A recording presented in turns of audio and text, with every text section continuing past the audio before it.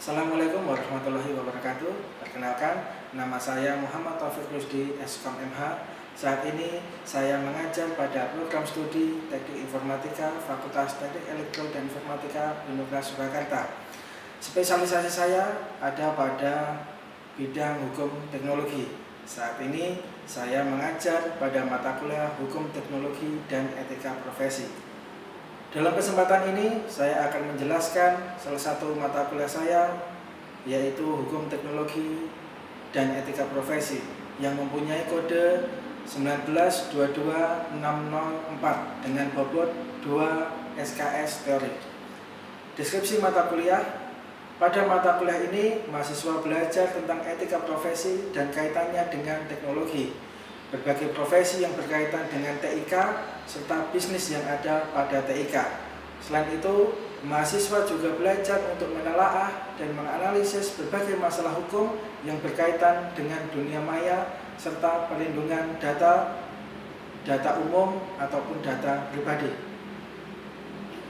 Capaian mata kuliah yang pertama adalah mahasiswa mampu menjelaskan etika profesi, berbagai jenis profesi, serta sertifikasi dan model bisnis yang berkaitan dengan bidang TIK.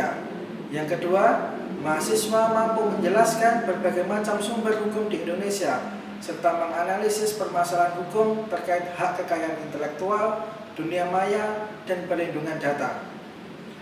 Teknik pengajaran yang saya gunakan adalah DIA, yaitu Delivery, Interaction, dan Assessment. Metode pembelajaran yang saya gunakan yaitu ceramah, diskusi, tanya jawab, penugasan pribadi, penugasan kelompok, serta berbasiskan problem based learning. Untuk penilaian, yang pertama adalah partisipasi sebanyak 10%, tugas sebanyak 30%, UTS sebanyak 30%, serta UAS sebanyak 30%. Berikut saya tampilkan proses pengajaran yang saya lakukan pada mata kuliah Hukum Teknologi dan Etika Profesi. Silahkan menyaksikan. Assalamualaikum warahmatullahi wabarakatuh. Waalaikumsalam warahmatullahi wabarakatuh. Ya, selamat siang semuanya. Apa kabar semuanya? Baik. Alhamdulillah, baik semua ya. Oke, untuk hari ini kita lanjutkan di mata kuliah kita Hukum Teknologi dan Etika Profesi. Untuk sesi kali ini kita akan membahas tentang hak kekayaan intelektual ya. Hak kekayaan intelektual, di mana di awal nanti kita akan bicara tentang hak cipta ya. Kita bicara tentang hak cipta. Oke, kita sering dengar hak cipta ya. Kita sering baca di internet juga banyak berita-berita tentang hak cipta. Nah, kemudian yang paling penting adalah bagaimana hak cipta itu kaitannya dengan bidang kita. Ya. Kita di jurusan Teknik Informatika sangat terkait dengan yang namanya hak cipta. Ya. Karena produk-produk kita, entah itu software, entah itu desain dan lain sebagainya, itu nanti bisa kita lindungi dengan yang namanya hak cipta. Ya. Oke. Jadi hak cipta itu adalah hak yang kita dapatkan secara eksklusif ya. Kita dapatkan secara eksklusif dari apa yang sudah kita buat. Ya. Dari apa yang sudah kita buat. Tetapi ada syaratnya. Hak itu nanti kita terima ketika apa yang kita buat itu kita deklarasikan secara umum. Kita umumkan ke khalayak ramai. Jadi nggak bisa ini kita bikin program, kita simpen aja nih di laptop, di komputer. Ya. Kemudian tidak kita umumkan. Nanti ada orang lain yang menciptakan sama persis 100% dengan punya kita. Kemudian kita gugat, nggak bisa.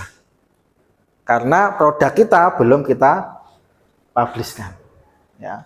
Jadi di sini hak cipta adalah hak eksklusif pencipta yang timbul secara otomatis, ya, berdasarkan prinsip deklaratif. Suatu ciptaan diwujudkan dalam bentuk nyata. Ya. Jadi apapun ciptaan kita, entah itu dari pengetahuan, seni ataupun sastra. Ya, kalau seni ya berarti kalau ada kita gambar, kita ngelukis, ya itu bisa kita urus untuk hak ciptanya. Sastra biasanya di novel, puisi, ya, semacam itu juga bisa kita bikinkan hak cipta. Kalau kita di ranah ilmu pengetahuan ya, di ranah ilmu pengetahuan itu nanti kalau di kita ya paling dekat itu ya kita bikin program, kita bikin desain, gambar, entah itu logo, poster, pamflet, ya itu bisa kita lindungi ciptaan kita. Ya. Kemudian kita juga sering mendengar selain hak cipta itu ada yang namanya merek. Ya, yang dengar ya, merek. Biasanya di apa itu merek? Apa? Produk. Ya. Sepatu mereknya apa? Tas mereknya apa? HP mereknya apa? Ya. Jadi merek itu ya hampir seperti hak cipta, tetapi kaitannya dengan produk, dengan perdagangan. Ya. Yang dilindungi apa? Namanya itu. Jadi misalkan ada HP Samsung, ya nggak bisa itu misalkan di jiplak dengan HP namanya Samsung gitu, ya karena ada apa namanya kemiripan, itu nggak bisa. Ya. Atau Samsung G-nya pakai angka 6 gitu. Ya, kayak generasi-generasi kalian itu G pakai 6. Ya. Itu juga nggak bisa. Karena identik dengan merek yang sudah ada. Ya. Selain itu ada yang namanya paten. Nah, paten itu apa? Nah, kalau paten itu kaitannya dengan teknologi yang dipakai di dalam industri. Ya. Sehingga kalau paten itu masih dipakai misalkan sampai sekarang, nah itu pundi-pundi uangnya masih ngalir. Ya, karena apa? Konsekuensi daripada penggunaan merek, penggunaan hak cipta, penggunaan paten itu adalah salah satunya adalah finansial, keuangan. Akan ada pundi-pundi uang masuk yang datang ke penciptanya. Itu. Kemudian kita lanjut ke apa saja toh yang dilindungi di dalam hak cipta. Syaratnya apa saja? Ada 3. Yang pertama harus produk asli, original. Jadi bukannya punya orang diedit atau bahkan punya orang dijiplak 100%. Nah, itu tidak bisa didaftarkan hakinya. Yang kedua adalah harus punya wujud, ya, terekspresikan, bukan dalam bentuk sebuah ide. Jadi ide itu tidak bisa dihakikan. Ya, jadi misalkan kalian ada tugas nih, ada tugas kelompok gitu, ya, ada satu orang sudah ngira-ngira ini mau nanti dibikin A. Kemudian orang yang lain sama pikirannya mau dibikin A. Ketika di kelas ngobrol bareng, oh nggak bisa. Saya sudah mikir kayak gitu, itu nggak bisa. Ya, pikiran itu nggak bisa diklaim. Ya, pikiran itu nggak bisa diklaim. Jadi kalau pikiran itu bisa diklaim, ya itu bahaya. Ya, bahaya. Jadi benar dan salah itu repot nanti untuk menentukan. Ya. Jadi yang kedua, jadi ekspresi atau diekspresikan dalam wujud. Ya. Dan yang ketiga adalah sudah versi final, versi akhir. Ya. Untuk pengembangan itu belum bisa kita masukkan atau kita daftarkan untuk hak ciptanya. Jadi harus dalam bentuk final, bukan draft. Nah, draft saja bisa enggak? Bisa. Nah, tapi nanti wujudnya ya hanya draft. Kalau mungkin kalian pernah baca berita tentang beberapa paten, ya, paten itu kalau biasanya kalau bentuk draft itu paten yang didaftarkan perusahaan-perusahaan teknologi. Nah, itu biasanya dalam bentuk draft. Ya, ada prototipenya, ada gambarnya, biasanya semacam itu. Tapi kalau hak cipta, ya hak cipta itu harus sudah final. Ya, harus sudah final. Kemudian kita tadi bicara tentang ekspresi, ya. Ekspresi itu nanti lawannya adalah ide. Ya, lawannya adalah ide. Jadi ide dan ekspresi.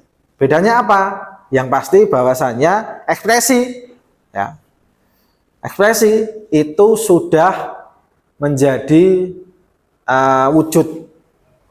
Wujudnya dalam bentuk apa? Bisa yang bisa kita lihat, bisa kita dengar, apalagi yang berhubungan dengan indera kita, itu ada ekspresi. Ya. Samanya ketika kalian suka seseorang gitu. Ya, ekspresi itu ya bisa apa? Tindakan, bisa ucapan, itu ekspresi. Tapi kalau suka seseorang cuma diem aja. Itu gimana katanya? Orang lain bisa tahu nggak? Nggak bisa tahu. Jadi harus diekspresikan. Entah dalam apa? Ya bisa dalam mungkin kata-kata, ya kata-kata langsung ataupun via WA, ya ataupun dari perbuatan, itu bisa mengekspresikan, ya wujud daripada ya sukanya tadi. Nah, yang kedua adalah ide itu masih gambaran yang tidak bisa kita cerna, abstrak. Nah, kalau sudah kita ekspresikan, itu bisa kita kita lihat dengan jelas.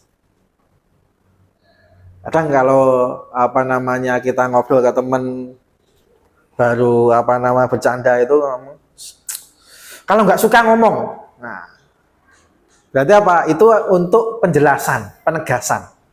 Ya, penegasan dari apa? Mungkin dari tingkah laku kita, ya itu penegasannya kayak gitu. Kemudian ide itu kalau belum pikiran kita, ya belum kita ekspresikan, itu ide. Kalau ekspresi ya apa yang ada di dalam pikiran kita, yang kita keluarkan, namanya ekspresi. Ya.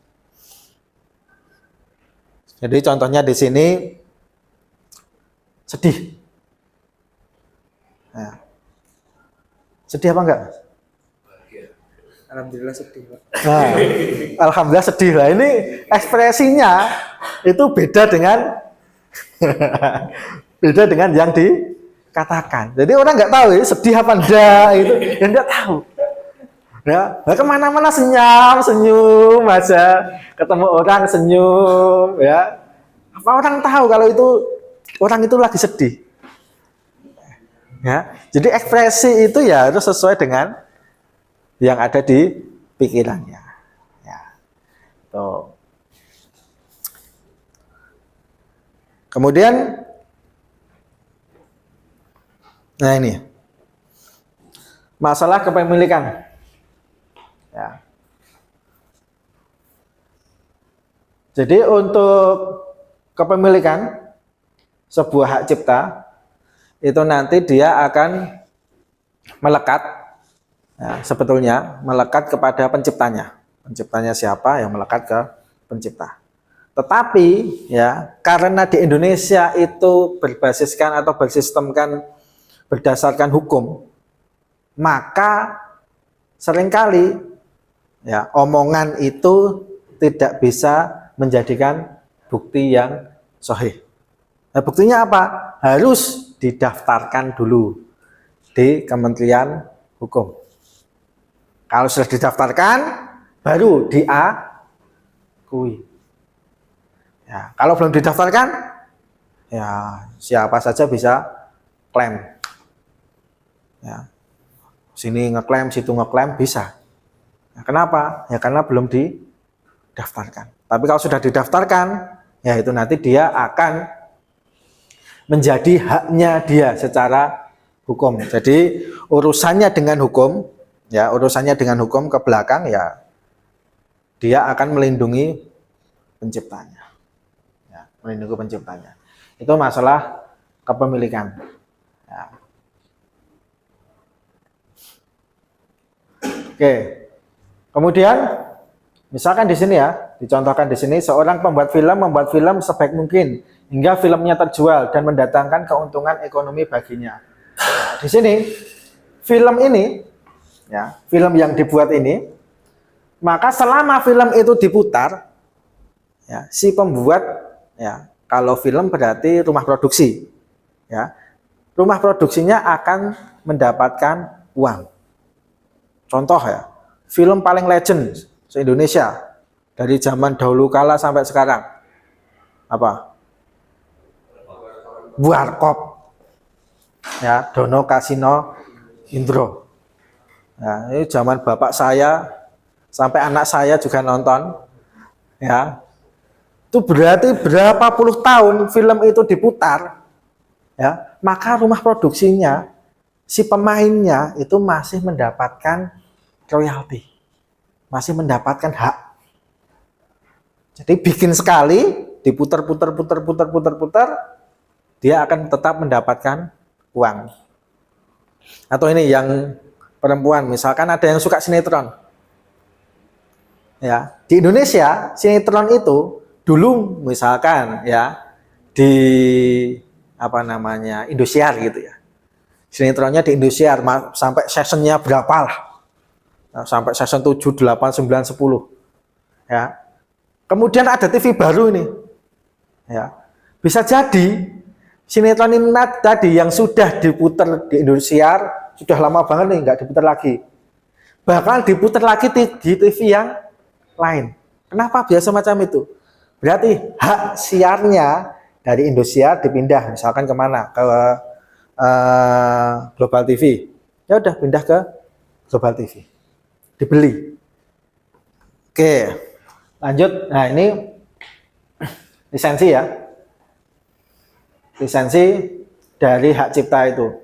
Jadi hak cipta itu akan apa namanya memberikan izin kepada pemegang dari hak ciptanya.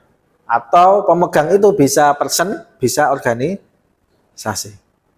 Di mana lisensi ini nanti ada dua ya, sifatnya yang eksklusif, ada yang sifatnya non eksklusif. Yang eksklusif apa? Hanya ada satu orang atau satu organisasi yang memegang hak ciptanya. Yang lainnya tidak bisa. Ya. Contoh misalkan adalah ketika Piala Dunia. Ya, kata Piala Dunia itu ada lisensi eksklusif. Maka TV-TV di Indonesia, surat kabar, kemudian portal-portal berita online, nggak ada yang pakai istilah Piala Dunia. Kenapa? Karena pakai istilah Piala Dunia, dia harus kontrak dulu, bayar dulu. Makanya pakainya apa? Ada yang nama pakai pesta bola, ya. Jadi nggak pakai nama Piala Dunia. Kenapa biasa macam itu? Karena kata Piala Dunia, World Cup itu pemegang eksklusif. Kenapa? Karena yang dulu hak itu yang megang siapa? Itulah dia yang mempunyai apa namanya bisa menggunakan hak cipta itu secara penuh. Contoh nih, paling terkenal. Ada yang nggak tahu Unyil? Tahu semua ya? Pernah lihat ya? Ya, Unyil ya sampai sekarang masih ada acaranya. Ya, Unyil itu diciptakan oleh apa namanya Pak Raden ya. Ya, yang dulu memeragakan si Unyil. Ternyata lisensi dari Unyil itu tidak ada di Pak Raden. Tetapi di mana? Di apa namanya istilahnya di perusahaan yang dulu menaungi Pak Raden. Sehingga ketika Unyil itu dibawa kemana-mana, yang dapat uang adalah perusahaannya. Pak Raden ya nggak dapat.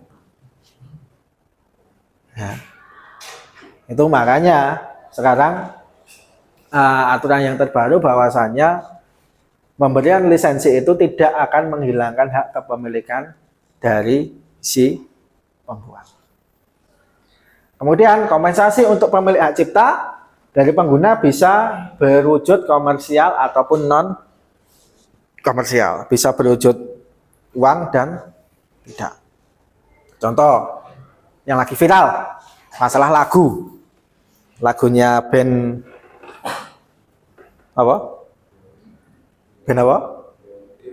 Dewa, ya. Khususon lagu-lagunya Ahmad Dhani.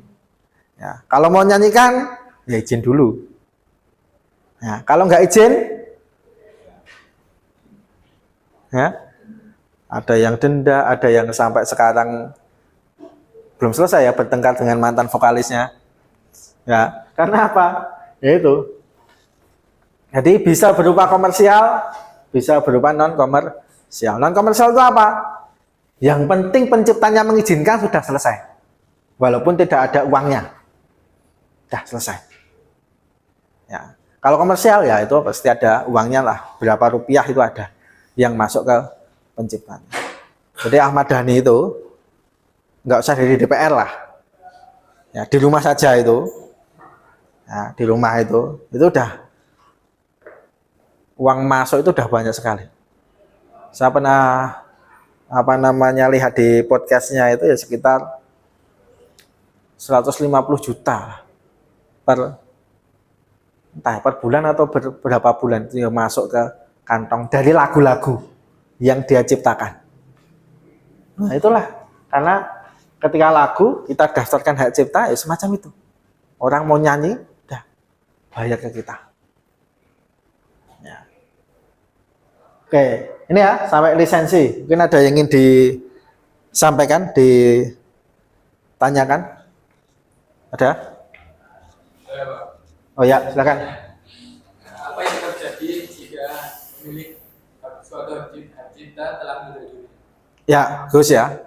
Jadi gimana nih kalau yang menciptakan terus meninggal? Contoh nih Ahmad Dhani yang tadi kita jadikan contoh ya, misalkan Amit-amit ini ya meninggal dunia. Ya, gimana? Ya, ketika waktunya itu masih ada, masih dalam kurun waktu yang ditentukan, maka semua kompensasi daripada hak cipta itu nanti akan turun ke ahli waris. Ya, ahli waris itu ya gimana? Ya dibuktikan dengan apa? Ya kalau sekarang ya ke keluarga ya ke anak-anak, ke istrinya. Nah, jadi ke ahli warisnya. Apakah nanti kalau habis bisa diperpanjang? Bisa. Jadi beberapa aturan ya di dalam hak cipta itu ada yang 10 tahun, 20 tahun, ada yang sampai 40 tahun. Itu nanti kalau sudah habis waktunya, misalnya 10 tahun nih, kok masih dipakai, digunakan, perpanjang lagi bisa. Ya, perpanjang. Kalau tidak diperpanjang, ya, itu nanti akan jadi milik umum. Semua ya, hak cipta, paten, merek, ya, itu kalau nggak diperpanjang dari waktu yang sudah tentukan, itu nanti akan milik umum. Ya, akan jadi milik umum. Ya. Oke, itu. Kemudian ini tadi sudah saya sebutkan ya, untuk sifat lisensi ada eksklusif dan non eksklusif. Ya. Kita masuk ke contoh ya, sengketa hak cipta. Kalau ini hak cipta dalam hal apa ini? Apa? Logo, desain. Ya. Ini desain 2 dimensi. Kita ada 3 dimensi. Ada lagi juga yang suara, itu juga masuk di hak cipta. Nah, ini contoh. Starbucks nih. Ya. Hijau kayak gitu ya. Sudah identik ya Starbucks itu ya. Dengan hijau. Kemudian ini aja ada pecel lele lela. Ya. Secara desain ya, yang jiplak. Ya, secara desain jiplak. Kemudian ini ITS sama persis, ya. Bedanya apa? Warna. Hanya warna doang nih yang beda. Ya. Nah, akhirnya apa? Kalau ini saya baca ini beritanya. Jadi dari income tax ini dia pakai apa namanya lomba ya. Dilombakan desainnya, kemudian kepilihlah ini desain yang menang. Ya, ternyata desainnya jiplak dari ITS. Alhasil kemarin ketika disomasi dari ITS, logonya kemudian ganti income tax. Ya, karena logo itu identik dengan apa namanya perusahaan.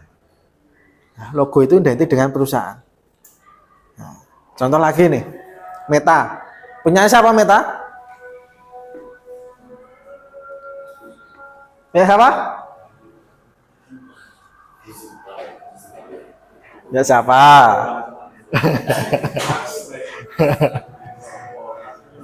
Jadi Meta itu yang membawai Facebook, WA, Instagram, apalagi masih banyak ya startup yang memang sudah diakuisisi oleh apa namanya Meta. Nah ini logonya sama persis dengan punyanya Sense. Ya. Nah kalau semacam ini gimana? Kalau di hak cipta, ya atau merek, ya atau paten, itu maka yang menang adalah yang pertama kali mempublikasikan. Nah, di kasus ini Meta itu belakangan terakhir. Ya, maka kemarin terus ada deal-dealan itu berapa harganya untuk menggunakan logo ini. Kalau ini punya biasa ya logo-logo hari jadi ya identik lah. Dari mana ini? Bone dan Goa. 6-9-nya sama ya. Ya cuma ini 2, ini 9. Wujudnya hampir sama. Ya, wujudnya hampir sama. Nah, inilah yang perlu diperhatikan nanti kalian ketika bikin apa namanya produk desain, poster atau apa. Ya. Jangan terinspirasi boleh, terinspirasi, tapi jangan mencontoh, menjiplak, ya. Istilahnya apa itu? Plek ketiplek, ya. Plek ketiplek ya, nggak boleh. Ya, nggak boleh. Jadi terinspirasi boleh. Ya. Oke, itu untuk apa namanya contoh ya, contoh dari hak cipta. Oke, mungkin ada yang ingin ditanyakan? Tidak ada?